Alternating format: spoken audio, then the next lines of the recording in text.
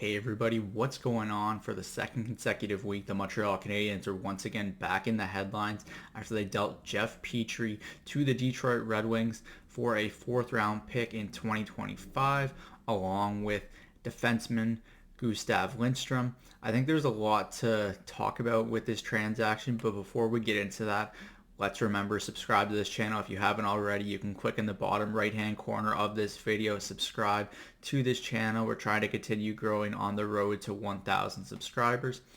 But the Montreal Canadiens are once again being talked about around NHL circles.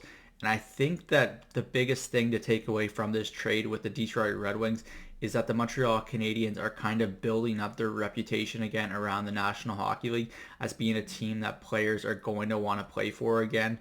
Ken Hughes didn't have to do this for Jeff Petry. They didn't have to trade him to his hometown where his father also played Major League Baseball for the Detroit Tigers. It's a nice touch that Jeff Petry is also going to wear the same number 46 that Dan Petry, his father, wore for the Detroit Tigers. Ken Hughes didn't have to do Jeff Petry a solid like that, but at the end of the day, he didn't have to expedite the value that he could have held on to Petry for the rest of the summer and tried to maybe up a pick by a round or two and really hold on to him just for the sake of holding on to him, because at the end of the day, there's a lot of lottery tickets involved here. There's no guarantees in the second round of the NHL draft or the third, and so on and so on.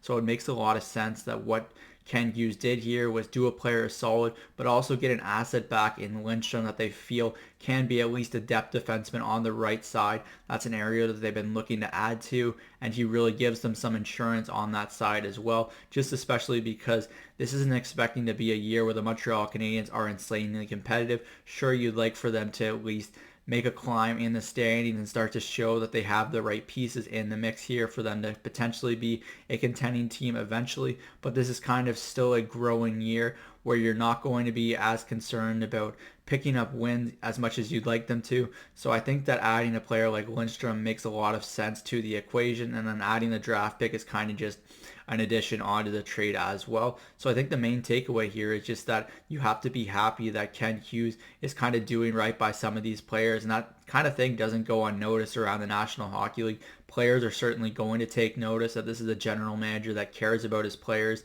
It's one that's going to put them in a position to succeed, and that's exactly what they're doing on both sides of the table here. So I think this is a positive move for the Montreal Canadiens, even though they didn't necessarily expedite the most value out of Jeff Petry that they could have potentially done. It just makes a lot of sense that we're kind of like scrambling with what we're looking at here, and there just isn't a lot to really dive into in terms of, hey, maybe they could have got a third if they waited another month, and it just doesn't make a lot of sense to really get on Ken Hughes and company for that kind of a decision. So I think it makes a lot of sense of what they did here, and I think that it's only going to react positively in terms of what's going to come in the future for the Montreal Canadiens. Listen, they're going to have more money to play with in free agency over the next 2 seasons, and of course you're going to want to spend that money wisely. Ken Hughes has said as much. He wants them to pay smart dollars to free agents. He doesn't want to be giving out those huge long-term deals unless it makes a lot of sense. Maybe a player like William Nylander is someone that if he does test the market next year, it could make some sense for the Montreal Canadiens to break the bank and really give him a long-term contract. But besides an impact player like that, I don't really see Ken Hughes diving into those long-term deals and investing heavily in free agency. I think the Montreal Canadiens want to grow their foundation from within, and that's the smart way to build a franchise. Then once you hit that kind of tweener status, that's when you start adding those free agents and really adding to your group. You never want to give out too much term or too much money, but Ken Hughes as a former agent knows that, and he knows how to play the agent game very well here. We've seen that with his contract negotiations and how he's gone about being the general manager for the Montreal Canadiens to this point. So I think a lot of signs are pointing in the positive direction for this club, even after kind of a minuscule move like what we saw with the Jeff Petry trade over the last week. That's it for me today from Cook's Corner. As always, let me know in the comment section down below what you thought of the second Jeff Petry trade and what you think the Montreal Canadiens are going to get up to for the rest of the summer. I'm Zach Cook. We'll see you later.